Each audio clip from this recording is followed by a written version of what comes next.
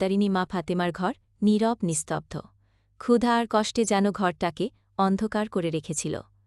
ফজরের নামাজ শেষে হজরত ফাতেমা রাদিয়াল্লাহু তাআলা আনহা নামাজ পড়ে আল্লাহর কাছে দোয়া করে বললেন, হে আল্লাহ, আজ ৩ দিন আমার চুলায় আগুন জ্বলেনি, আমার সন্তানরা ক্ষুধায় ক্লান্ত। হে আল্লাহ, তারা কাঁদছে, তাদের কান্না আমি কিভাবে সইব? হে আমার রব, তুমি আমাদের রিজিক দাতা। আল্লাহ গো, তুমি আমাদের রিজিক দাও, তুমি আমাদের সন্তানদের কষ্ট সহ্য করার শক্তি দাও। এই কষ্টের মাঝেও তার হৃদয়ে কোনো বিদ্রোহ নেই, কোনো হতাশা নেই, কোনো অভিযোগ নেই, কোনো অভিমান নেই, আছে শুধু তাওয়াক্কুল আর ধৈর্য। অতঃপর হজরত ফাতেমা রাদিয়াল্লাহু তাআলা আনহা ধীরে ধীরে হজরত আলী রাদিয়াল্লাহু তাআলা আনহুর কাছে এসে বললেন, হে আমার প্রাণের স্বামী, আপনি তো জানেন আজ ৩ দিন হয়ে গেছে, চুলায় কোনো আগুন জ্বলেনি, রুটি তৈরি হয়নি, এমনকি একটি খেজুরও নেই। আপনি খাবারের ব্যবস্থা করুন। এই কথা শুনে হজরত আলী রাদিয়াল্লাহু তাআলা আনহু আর কিছু বলতে পারলেন না, শুধু মাথা নিচু করে রাখলেন, আর চোখের কোণ বেয়ে অশ্রু মাটিতে ঝরে পড়ল। তারপর কাজের জন্য রওনা হলে রোদের তীব্রতা আরবের জমিনকে যেন ঝলসে দিচ্ছিল। কোথাও ছায়া নেই, কোথাও পানির চিহ্ন নেই, এমনকি গাছগুলো পর্যন্ত শুকিয়ে কাঠ হয়ে গেছে। ক্লান্ত ও ক্ষুধার্ত শরীরে সেই শুকনো গাছের নিচে বিশ্রাম নিচ্ছিলেন। এদিকে ঘরের ভিতর থেকে কচি শিশু হজরত ইমাম হাসান ও হোসাইনের কান্নার আওয়াজ শুনে হজরত ফাতিমা রাদিয়াল্লাহু তাআলা আনহা তাদের কাছে এগিয়ে গেলেন। তখন ইমাম হাসান ও হোসাইন রাদিয়াল্লাহু তাআলা আনহুমা ফাতিমাকে ফিসফিস করে নরম কণ্ঠে বললেন, আম্মাজান, আজ ৩ দিন হয়ে গেল কিছু খাইনি, আমাদের কিছু খেতে দিন, ক্ষুধার যন্ত্রণা আর সহ্য করতে পারছি না। সন্তানদের মুখে এমন কথা শুনে হজরত ফাতেমা রাদিয়াল্লাহু তাআলা আনহার চোখ জলে ভিজে গেল, হৃদয়টা হাহাকার হয়ে উঠল। তবুও তিনি এক মমতাময়ী হাসি মুখে ধৈর্য ধরে তাদের সান্ত্বনা দিয়ে বললেন, বাবা, একটু ধৈর্য ধরো, তোমাদের আব্বাজান খাবারের জন্য বের হয়েছেন, ইনশাআল্লাহ তিনি কিছু না কিছু নিয়ে ফিরবেন, আমরা কখনোই একা নই, আল্লাহ আমাদের সঙ্গে আছেন। অন্যদিকে হজরত আলী রাদিয়াল্লাহু তাআলা আনহু সেই মরা গাছের নিচে বসে চিন্তা করছিলেন। বারবার ভেসে উঠছে হাসান হোসাইনের ক্ষুধার্ত মুখ আর মা ফাতেমার ভেজা চোখ। তিনি মনে মনে বলতে লাগলেন, ঘরে যদি কয়েকটা খেজুর থাকত, তাদের ক্ষুধা তো মিটত, তাদের কান্না তো থামত, কিন্তু এই গাছগুলো তো মরে গেছে, এখন তাও তো হবে না। পরিবারের কথা ভাবতেই তার চোখের জলে ভিজে গেল। অতঃপর আবার রওনা হলেন একটুখানি খাবারের আশায়। কিছুক্ষণ পর এক ইহুদির বাড়ি এসে নম্রভাবে বললেন, প্রিয় ভাই, আপনি কি কিছু টাকা ধার দিতে পারবেন? আমি কাজ করে পরিশোধ করে দেব। আমার পরিবার ক্ষুধার্ত, ৩ দিন চুলায় আগুন জ্বলেনি।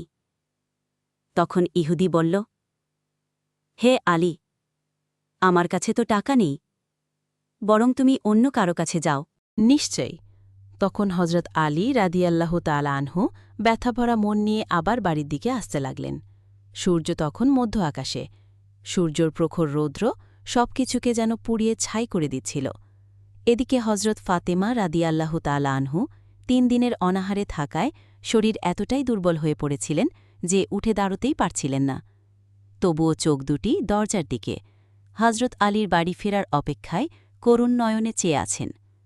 কিছুক্ষণের মধ্যেই হজরত আলী বাড়িতে প্রবেশ করার সাথে সাথেই ছোট্ট হাসান হোসেন রাদিয়াল্লাহু তাআলা আনহুমা দ্রুত এসে জড়িয়ে ধরল এবং আনন্দভরা কণ্ঠে বলল, আব্বাজান, আমাদের জন্য কি নিয়ে এসেছেন? আমরা সকাল থেকে অপেক্ষায় আছি, আজকে আমরা পেট ভরে খাব। এই কথা শুনে হজরত আলী কিছু বলতে পারলেন না, শুধু বললেন, বাবা, আর একটু ধৈর্য ধরো, কারণ চোখের জল তার কণ্ঠ আটকে দিচ্ছিল। হজরত আলী রাদিয়াল্লাহু তাআলা আনহু চোখ ভরা জল নিয়ে হজরত ফাতেমা রাদিয়াল্লাহু তাআলা আনহু এর কাছে গিয়ে বললেন, হে ফাতেমা, আমি অনেক কষ্ট করেছি, কিন্তু কোথাও কোনো খাবারের ব্যবস্থা করতে পারিনি। তখন ফাতেমা রাদিয়াল্লাহু তাআলা আনহু বললেন, হে আমার প্রাণের স্বামী, আপনি চিন্তা করবেন না, রুজির মালিক তো আল্লাহ, নিশ্চয়ই তিনি আমাদের দেখছেন। আপনি আব্বাজান মোহাম্মদ সাল্লাল্লাহু আলাইহি ওয়াসাল্লামের কাছে যান, হয়তো তিনি কিছু ব্যবস্থা করতে পারেন। হজরত আলী আর দেরি করলেন না, সাথে সাথেই মোহাম্মদ সাল্লাল্লাহু আলাইহি ওয়াসাল্লামের কাছে যাওয়ার জন্য রওনা হলেন। তখন ফাতেমা রাদিয়াল্লাহু তাআলা আনহু আবার চোখের জল ফেলে কান্না ভেজা কণ্ঠে আল্লাহর দরবারে দোয়া করে বললেন, হে আল্লাহ, তুমি চাইলেই সব কিছু সম্ভব। আমাদের এই ক্ষুধা নিবারণের জন্য তুমিই যথেষ্ট। তোমার কাছে কোনো কিছুর অভাব নেই। আমার সন্তানদের ক্ষুধা নিবারণ করে দাও। পড়ে শোনানো হল। তার কান্না এতটাই গভীর, এতটাই যন্ত্রণাদায়ক ছিল যে আকাশ পর্যন্ত কেঁপে উঠল। এই কান্না দেখে আসমানের ফেরেশতারাও কাঁদতে লাগল। তারা সেই কান্না শুনে আল্লাহর দরবারে ঝুঁকে পড়ল এবং এক কণ্ঠে বলতে লাগল, হে আমাদের রব, আজ তোমার প্রিয় নবীর পরিবার ক্ষুধার্ত। তাদের সন্তানরা কাঁদছে। এই কান্না আমরা সইতে পারছি না। তখন আল্লাহ রাব্বুল আলামিন হজরত জিব্রাইল আলাইহিসাল্লামকে নির্দেশ দিলেন, হে জিব্রাইল, যাও, তুমি আমার হাবিব, আমার প্রিয় রাসূল সাল্লাল্লাহু আলাইহি ওয়াসাল্লামকে সুসংবাদ দাও। তাদের এই কষ্ট শুধুমাত্র কিছুক্ষণের জন্য। আর আমার প্রিয় হাবিবকে বলে দিও, তিনি চোখ যেদিকে ফেলবেন সেদিক থেকেই খাবারের ব্যবস্থা হয়ে যাবে। এই কথা শোনামাত্রই জিব্রাইল আলাইহিসাল্লাম সাথে সাথেই হজরত মোহাম্মদ সাল্লাল্লাহু আলাইহি ওয়াসাল্লামের কাছে আসতে লাগলেন। তখন মোহাম্মদ সাল্লাল্লাহু আলাইহি ওয়াসাল্লাম সাহাবীদের নিয়ে বসেছিলেন, কিন্তু মা ফাতেমার এই কষ্ট যেন তিনি অনুভব করছিলেন। তার চোখে চিন্তার গভীর ব্যাকুলতা। কেউ কিছু জিজ্ঞাসা করার আগেই তিনি সেখান থেকে মা ফাতেমার বাড়িতে যাওয়ার উদ্দেশ্যে বেরিয়ে পড়লেন। ঠিক তখনই হজরত আলী রাদিয়াল্লাহু আনহু এসে হাজির হলেন। সালাম দিয়ে বললেন, ইয়া রাসূলাল্লাহ, আপনি খুবই চিন্তিত। ফাতেমা এবং শিশু হাসান হোসাইন খুবই ক্ষুধার্ত। 3 দিন অনাহারে আছে। চারদিকে এতটাই অভাব, কোথাও কোনো খাবার, পানিও নেই। আমি খাদ্যের কোনো ব্যবস্থা করতে পারিনি। ইয়া রাসূলাল্লাহ, আপনি কোনো ব্যবস্থা করে দিন। তখন মোহাম্মদ সাল্লাল্লাহু আলাইহি ওয়াসাল্লাম বললেন, হে আলী, এখান থেকে কিছুটা দূরে একটি খেজুর গাছ আছে। তুমি সেখানে চলে যাও, তাহলে তোমার খাবারের ব্যবস্থা হয়ে যাবে। হজরত আলী এই কথা শোনা মাত্রই সাথে সাথেই সেদিকে যেতে লাগলেন। সেখানে গিয়ে দেখলেন একটি মরা খেজুর গাছ দাঁড়িয়ে আছে। এটা দেখে হজরত আলীর মন একেবারে খারাপ হয়ে গেল। তিনি আবারও হজরত মোহাম্মদ সাল্লাল্লাহু আলাইহি ওয়াসাল্লামের কাছে এসে বললেন, ইয়া রাসূলাল্লাহ, ওটা তো মরা গাছ, সে কিভাবে ফল দেবে? তখন রাসূল সাল্লাল্লাহু আলাইহি ওয়াসাল্লাম বললেন, হে আলী, তুমি গিয়ে গাছটিকে বলবে, আখিরি নবী আমাকে পাঠিয়েছেন। অতপর হজরত আলী রাদিয়াল্লাহু তাআলা আনহু আবার সেই মরা খেজুর গাছের কাছে এসে হাজির হলেন এবং কান্না ভেজা কণ্ঠে বললেন, হে খেজুর গাছ, আমাকে দোজাহানের বাদশাহ আখিরি নবী হজরত মোহাম্মদ সাল্লাল্লাহু আলাইহি ওয়াসাল্লাম পাঠিয়েছেন। ফাতিমা এবং হাসান হোসেন 3 দিন অনাহারে আছে। তুমি এই কষ্ট কিভাবে সহ্য করবে? অতএব আল্লাহর হুকুমে এবং আখিরি নবীর আদেশে আমাকে খালি হাতে ফিরিয়ে দিও না। এই কথা শেষ হতে না হতেই সেই মরা খেজুর গাছ, যার কাণ্ডে প্রাণের কোনো চিহ্ন ছিল না, সেই গাছ থেকে ঝরতে লাগল তাজা, নরম, সুবাসিত জান্নাতি খেজুর। এতটাই খেজুর ঝরল যে হজরত আলী তা দেখে অবাক হয়ে গেলেন। একটা মরা খেজুর গাছ থেকে কিভাবে এত তাজা খেজুর পড়ছে? অনেকগুলো খেজুর কুড়িয়ে নিলেন এবং খুশিতে ভরে মোহাম্মদ সাল্লাল্লাহু আলাইহি ওয়াসাল্লামের কাছে এসে বললেন, ইয়া রাসূলাল্লাহ, এই মরা খেজুর গাছ কিভাবে তা? এটা তো নিশ্চয়ই আল্লাহর এক মহা রহমত। তখন রাসূল সাল্লাল্লাহু আলাইহি ওয়াসাল্লাম বললেন, হে আলী, তুমি খেজুর নেওয়া বন্ধ করলে কেন? যদি তুমি না করতে, তাহলে কিয়ামত পর্যন্ত মরা গাছ থেকেও খেজুর জন্মাত। অতপর হজরত আলী বাড়ির দিকে রওনা হলেন। পথে আবু জাহেলের সাথে দেখা হল।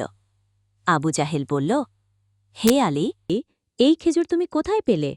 এখন তো চারদিকে সব গাছে মরে গেছে। তখন হজরত আলী রাদিয়াল্লাহু তাআলা আনহু বললেন, হজরত মোহাম্মদ সাল্লাল্লাহু আলাইহি ওয়াসাল্লামের হুকুমে মরা গাছে তাজা খেজুর জন্মেছে। এই কথা শুনে আবু জাহেল একেবারে বিষম খেয়ে হতবাক হয়ে গেল। সে কিছুই বুঝতে পারল না। অতপর হজরত আলী রাদিয়াল্লাহু তাআলা আনহু বাড়িতে প্রবেশ করলেন। আব্বাজান, আজ বুঝি আমরা খেতে পাব? হজরত আলী বললেন, হ্যাঁ বাবা, আজ আল্লাহ নিজে তোমাদের জন্য খেজুর পাঠিয়েছেন। তারপর হজরত ফাতেমাকে ডেকে বললেন, হে ফাতেমা, দেখো দেখো, রাসূল সাল্লাল্লাহু আলাইহি ওয়াসাল্লাম আমাদের জন্য খাবারের ব্যবস্থা করে দিয়েছেন। হজরত ফাতেমা রাদিয়াল্লাহু তাআলা আনহা আনন্দে চমকে উঠলেন এবং বললেন, হে আমার প্রাণের স্বামী, এত সুন্দর নরম সুগন্ধি খেজুর কোথা থেকে আনলে হজরত আলী বললেন, হে ফাতেমা, রাস্তার পাশে একটি মরা খেজুর গাছ ছিল, সেই গাছ থেকেই খেজুর নিয়ে এসেছি। তখন হজরত ফাতেমা বুঝতে পারলেন, এ তো আল্লাহর এক নিদর্শন। অতঃপর তিনি হাসান ও হোসাইনের কাছে গিয়ে তাদের হাতে খেজুর তুলে দিলেন। সবাই আল্লাহর শুকরিয়া আদায় করলেন এবং পেট ভরে খেজুর খেলেন। তারপর ফাতেমা রাদিয়াল্লাহু তাআলা আনহা আবারও কান্নাভেজা কণ্ঠে আল্লাহর দরবারে দোয়া করে বললেন, হে আল্লাহ, আমি জানি তুমি কখনো কাউকে তোমার রহমত থেকে নিরাশ করো না। তুমি চাইলে সব কিছুই সম্ভব। তুমি চাইলে মরা গাছেও জীবন দিতে পারো। তোমার দয়া, তোমার কুদরত